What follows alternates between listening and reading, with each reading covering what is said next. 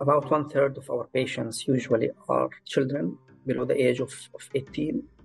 GCMHP is the only place in Gaza Strip that offer comprehensive mental health services or psychiatric services to children. The Ministry of Health have some clinics that offer therapy to adults like GCMHP. I mean, they offer treatment to adults, but when it comes to children, it's only GCMHP. Most of those children who come to GCMHP, they suffer from trauma-related issues. And most of them, they receive either art therapy, it's mostly drawing, or play therapy, and some in groups when it's possible. We apply psychodrama for them. We have qualified staff to apply psychodrama. When it comes to adults, actually, the other 2/3, I think about 45% of them are women, something like 55 are around men. I think we never reached the 50%, but it's like 45-55. Most of the cases, I think around 35 to 40% of the cases that come to GCMHP come because of depression.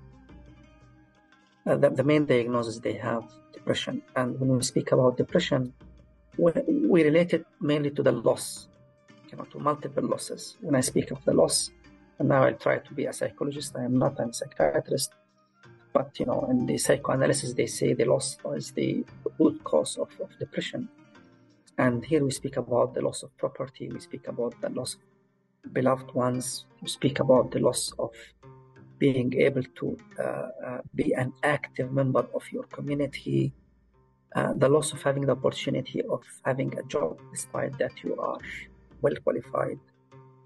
50% or 46% of the population in Gaza Strip are unemployed. 70% of the people below the age of 30 are unemployed. 85% of the women below the age of 30 are unemployed. Poverty is a huge issue. 53% of the population are under poverty conditions, 1/3 under severe poverty.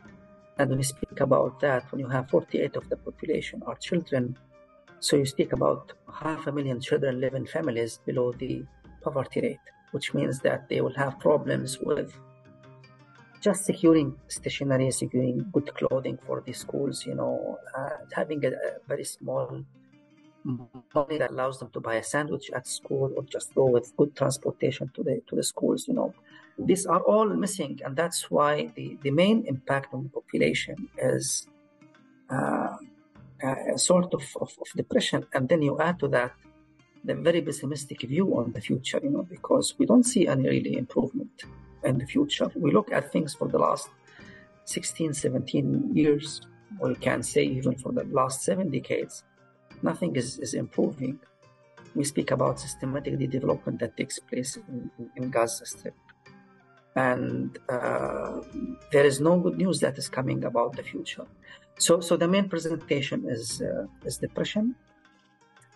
The second presentation is clearly trauma-related issues, like we speak about adults now, of course, like PTSD, acute stress disorder.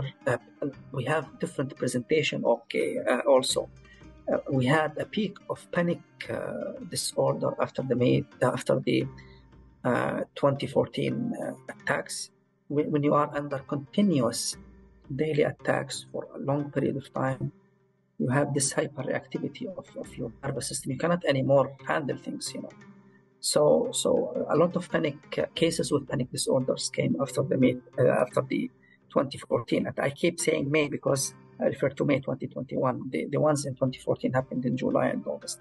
But anyway, this is the second main presentation. And then the third one is, and by the way, some also somatic complaints, a lot of bodily complaints. Some come with clear somatization disorder. Some of them come with pain. These are the main presentations.